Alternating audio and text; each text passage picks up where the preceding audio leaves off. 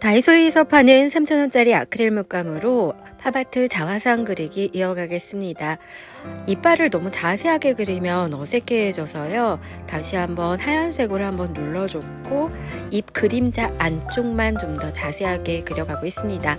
팝아트에서도 좀 더 자세하게 세밀한 묘사가 들어간 듯한 정성스러운 느낌을 주려면 눈썹과 입술, 눈동자 하나하나 좀 더 세밀하게 들어가는 표현이 중요한데요. 오늘은 그 표현 같이 연습해 볼게요. 얼굴에도 명암이라는 것이 있는데 지금 방금 하이라이트를 줬습니다. 코에 하이라이트 준 거 보이시죠? 볼 옆 그리고 눈두덩이 애교살 부분 그리고 눈썹 바로 윗부분에 하이라이트가 있는데요.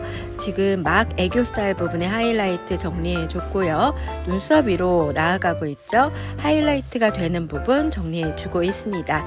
턱이랑 또 인중 부분에도 정리를 해주기도 하는데요. 턱까지 정도 들어가 주시면 좋을 것 같고요. 이 친구는 입술 옆쪽에 하이라이트가 있었어요. 그래서 입술 옆쪽으로 하이라이트를 주고 있습니다. 하이라이트를 주실 때 방금 보신 것처럼 손으로 싹싹 밀어주면은 자연스럽게 그라데이션 처리가 되기도 해요. 그라데이션은 점점 옅어지거나 점점 짙어지는 것을 말하죠. 그래서 손을 중간중간 깨끗하게 닦아줘야 되는데요.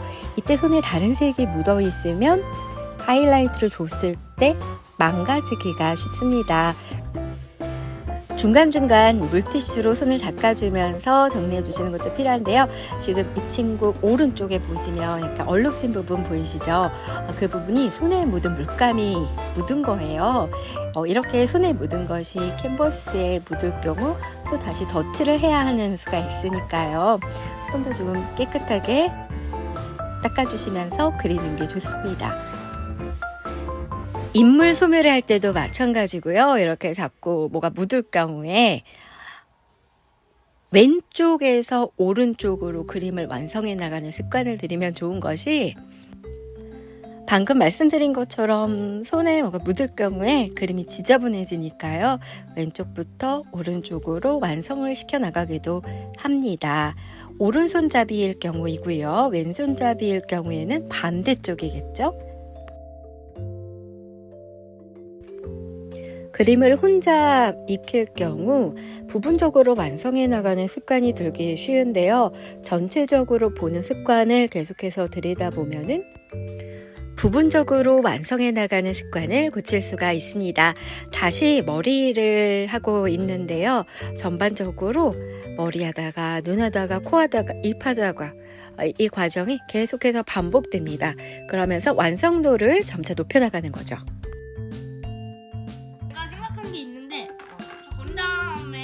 입술 뿔 부분을 다 그려서 진짜 입체적으로 만드는 거지. 진짜 피규어. 다음 시간에 그거 하자. 입체적으로 해가지고 1차, 2차, 3차 그림을 일단 먼저 하고 그 다음 그림이요? 이 그림은 2학년 아이가 그린 건데요. 이제 곧 3학년이 되겠죠. 귀 부분 조금 더 정성스럽게 꼼꼼하게 마무리를 하는 것을 익힙니다. 귀 부분도 이주가 있고 네이가 있고 웨이가 있다는 거 귓바퀴 보면서 설명해 주면 좋고요. 같이 수업을 할 경우에 서로의 귀를 보면서 관찰해 보는 것도 좋습니다. 갑자기 그냥 기울어서 또 만나 이렇게 떨어질 것 같아요. 왜? 표시감이 시작했어.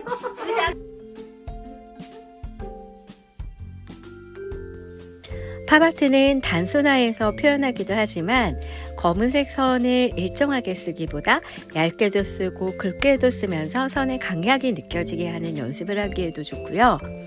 검정색만 쓰기보다 갈색을 조금 섞어보면서 진하기에도 농도를 조금 다르게 해보는 것도 좋습니다. 빛이 있으면 밝은 곳이 있고 어두운 곳이 있죠. 이것을 명암, 밝고 어두운 것이라고 말하고요.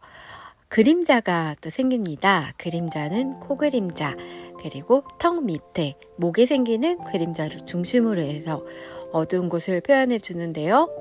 눈썹 바로 밑에 코 옆에 붙은 부분에 꺼지는 부분, 그리고 코에 있는 그림자도 같이 표현해 주면서 입술 밑에 생기는 명암까지 표현해 줄 수 있다면 더 좋습니다. 고학년으로 갈 경우에 눈썹에 그림자가 생기는 것도 이해를 하기도 해요. 눈두덩이에 그림자도 있죠. 코는 너무 진하게 표현되지 않게 자연스럽게 표현되게끔 하고요. 아이들이 그리고 난 후에 제 손이 조금 더 들어가는 모습 보고 계십니다. 이 아이가 그린 모습 지난 시간에 잠깐 보여드렸는데요. 자꾸 물티슈로 옆에도 같이 닦아내면서 그림이 좀 지저분해지게 되는 것을 아이한테 다시 한번 말해주고, 물티슈를 아예 잡고 그리지 말고 지울 때만 쓰라고 이야기를 했습니다.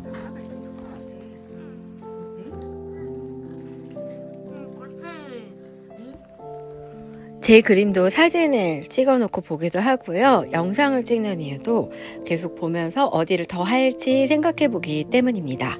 그리는 중에 불필요한 터치가 없는지 생각해 보기 위한 것도 있고요. 예전에는 뒤로 나가서 보고 그림을 멀리에서 보는 습관을 들이라고 했는데요. 요즘은 사진을 찍어서도 전체적으로 보는 힘이 길러지기도 하더라고요. 지금 이 그림은 그림을 그리기 좋아하는 이제 6학년이 되는 아이의 그림입니다. 팝아트를 2학년 때 한번 그려봤다고 하는데요. 전부 다 파란색이어서 이 배경을 회색이나 민트색으로 하면 어떨까라고 이야기하는 모습 잠깐 보셨고요. 결국은 민트색과 회색을 섞어서 표현을 하긴 했는데 밑색이 워낙 파랗게 나와 있어서 거의 파란색 느낌으로 마무리가 되긴 했죠. 눈두덩이 그림자 아이라이너처럼 살짝 다시 한번 정리해 주는데요. 이때도 같은 색만 하기보다 검정색을 썼다면 약간 가을색을 섞어서 위에 살짝 보이게 중간 면을 살짝이라도 넣어주시는 게 좋습니다. 작은 면을 하나 더 만들어준다고 생각하면서요. 이때 쌍꺼풀이 있다면 쌍꺼풀도 표현해 주시는 게 좋고요. 애교살도 정리해 주시는 게 좋겠죠. 눈동자 부분의 선을 조금 더 정리해 주시는데요. 눈동자 자세히 보시면 반짝이가 있어요. 이 반짝이 큰 거 하나, 작은 거 2개 정도 정리해 주시면 되겠고요. 이 반짝이 옆으로 눈동자 안에 까만 점 보이시죠? 동공을 그려주면 됩니다. 그리고 눈동자가 너무 작으면 인상이 안 좋아 보여요. 살짝 크게 하는 게 매력적이라고 하는데요. 왜 예쁘게 보이기 위해서 서클렌즈를 끼기도 하잖아요. 그게 호감을 주기 위해서라고 해요. 자기가 좋아하는 사람을 볼 때 눈동자가 더 커진다는 얘기도 있던데요. 서클렌즈를 낀 것처럼 외곽선 부분을 하얀색과 닿는 그 눈 쪽 부분 있잖아요. 검은 눈 쪽 부분을 조금 더 정리해 줍니다. 다 똑같이 정리해 준다기보다 여기에서도 강약이 있고 굵기의 변화가 있게 하는데, 윗 눈 쪽 위에 이 눈두덩이와 닿아 있는 그 그림자가 지어 있는 그 눈 쪽 부분을 좀 더 진하게 하고 밑으로 내려올수록 흐리게 하는 것도 방법이고요. 가운데 부분만 조금 더 진하게 정리해 주시면 됩니다.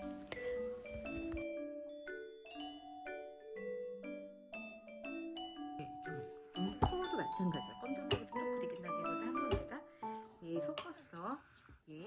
그리고 여기서의 단계별 변화를 살짝 그라데이션 알지? 그라데이션만 알면 그림은 너 혼자도 어느 정도 그릴 수가 있어.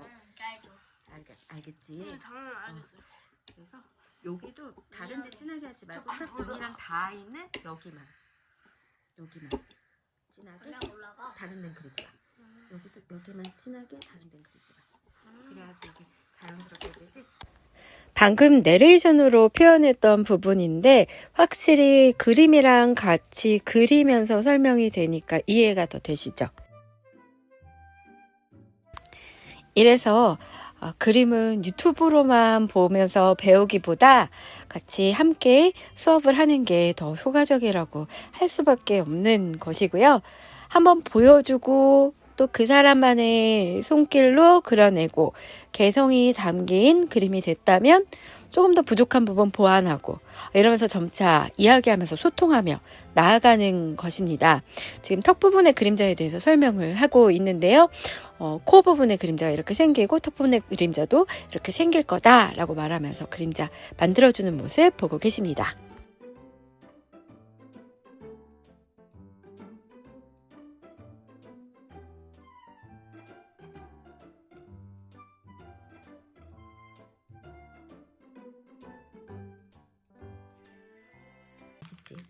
살살 힘을 풀어야 돼. 스쳐 지나가듯이. 살살 힘을 풀어야 돼. 스쳐 지나가듯이. 좀 더 정리를 할 수 있겠지? 저는 근데 이 스쳐가는 정도면 느낌을 됐어? 잘 못하겠어요. 그리고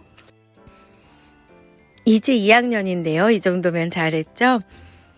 같은 붓과 물감, 같은 재료를 쓰고 있는데 잘 안 된다면 시간의 차이입니다. 연습한 시간의 차이예요. 저는 붓을 잡은 시간이 있잖아요. 그러니까 부족한 부분이 있다면 연습으로 채워나가시면 되겠습니다. 그럼 오늘도 재밌게 그림 그리시고요. 저는 다음 시간에 또 뵐게요.